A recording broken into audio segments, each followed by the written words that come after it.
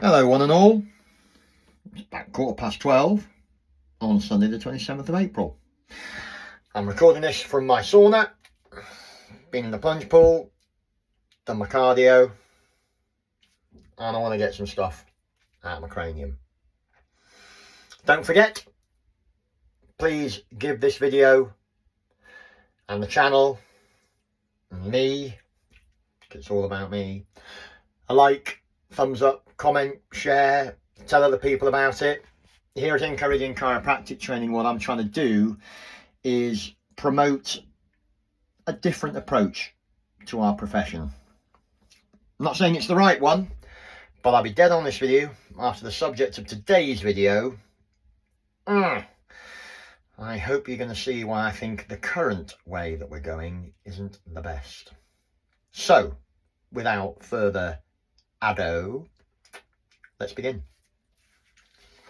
So on my stories, I did a little thing about, hello, I did a little thing about a new practice that had appeared on my social media feed, run by two chiropractors. Not to say when, not to say who, because it's using them as an illustration. And these videos, this was a reel that these two individuals had videos edited together to show them, I'm going to say adjusting, but actually they were attempting to adjust to a member of the general public, which was what the video was aimed at. These might have looked really good. There was lots of cracking, lots of popping, but absolutely no context. Now, I've said this before, stop it. Stop it. If you think that simply by taking one joint and quote unquote cracking it in one direction, then you are stupid. You are. Because the body moves in multiple directions. And these individuals basically went, it's all about the crack. Gotta get that joint to crack. No, they didn't say it, but all it was videos with high definition sound of better than that. Completely fictitious. I've been doing this for a quarter of a century, and I'm telling you now, those are not realistic sounds. So you got to stop it. Because, and I'm sorry I'm ranting, I really am. I'm sorry, I'm sure some of you will just skip on past this, and if that happens, I apologise. But what I'm trying to ask us as a society, as a profession to understand, is that we're becoming reductionist. We're already being touted as, quote, back and neck specialists, which we're not. We're health specialists. We're health specialists outside the conventional medical model, which I'll be dead honest with you, I wouldn't particularly want to be part of. Because let's be honest, for the last, I don't know, say 5 years, they've not been doing a particularly good job. Really got to get, I will need to get some treatment on that. Anyway, so for the last few years, the conventional medical model hasn't really done us any good. What with things to say lower cholesterol, jibby jabby, heart disease, recommendations for sugar, and all those are the conventional doctors. So I question whether we actually want to be part of that paradigm. And by simply saying all we do is just crack joints, then I believe we're reducing the quality of our profession. What we're doing is changing inputs into the nervous system. Now, those inputs are going to come some from outside, some from inside. Some will be inside the cranium, so that will be mental issues. Some will be inside, let's say, the second cranium, so the gut. And if all you're doing is saying, come here with your, I don't know, your back and neck pain, we'll crack your back. What if it's coming from, I don't know, osteoporosis? What if it's coming from some sort of malignancy? You shouldn't be doing that.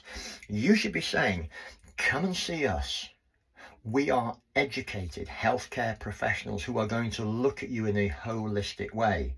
But of course, the problem with that is it's not as exciting as just going crack, crack, crack, crack, crack.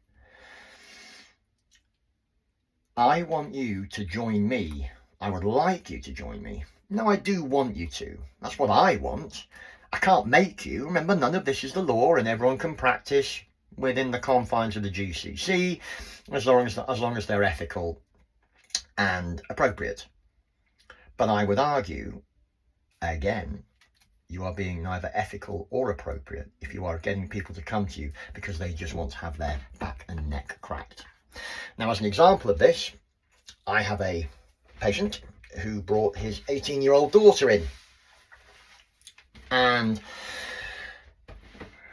I was chatting to her initially, so she'd come in with a dad. He'd asked me to have a quick chat with her whilst I was treating him, which I'm happy to do for certain people. I don't do it for everybody, but in this instance, I've known the guy for a long time. I thought, yeah, it's appropriate.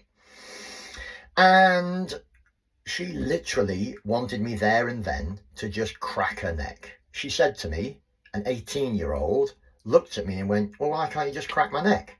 Now, I'll be honest with you, there was a thought that went across my head. Not particularly professional, but it did rhyme with cluck and cough. Because this was somebody who said, oh, I've seen this on TikTok. All they do is just crack the neck. No context.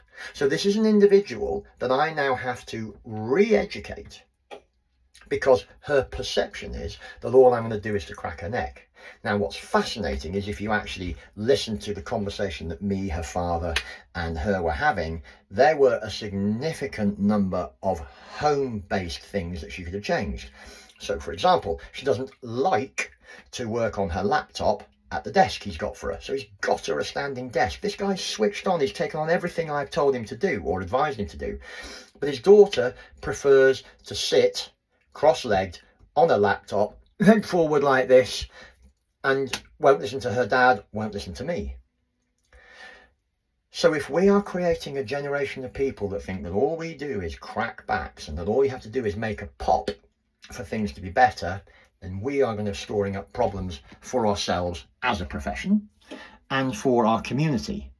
We must educate these individuals that if you think about it, no matter how good you are, I'm quite good, could do better, as it used to say on my school report, but then it also used to say Aidan was a class clown. So, hey, they got that right or wrong, all right. If we as the profession are not helping these people to understand the actual impact that everything they do has on their health, that health is more than just not being out of pain, which is what the WHO say. Yeah, it's true, we don't want to be out of pain, but we really, really, really need to help these people to be educated that what they do at home is probably more important than what we do in the clinic.